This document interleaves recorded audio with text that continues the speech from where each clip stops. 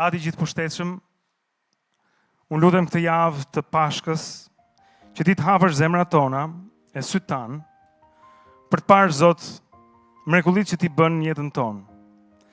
Cilat mund mos jenë si fishek zjarri në qiell, të dukshme si në filma, po janë të vogla e të përditshme në jetën e gjithë secilit. Mënyrën se si ti punon me zemrat e të përulurve, se si bota u takon atyre që janë të varfër.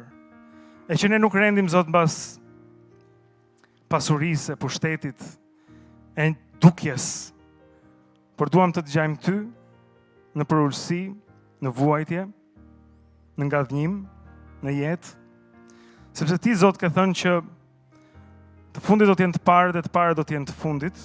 Bëj Zot që sytë tanë të shohin se çfarë ti kërkon nga ne. Mendjet tona të kuptojnë Zot se çfarë ti flet për ne. E shpirti ynë të ndjej se çfarë je për ne. Se ne jemi një në ty dhe në njëri tjetrin. Unë do t'i bekoj këta vëllezër e motra sot në emrin e Jezus. Amen.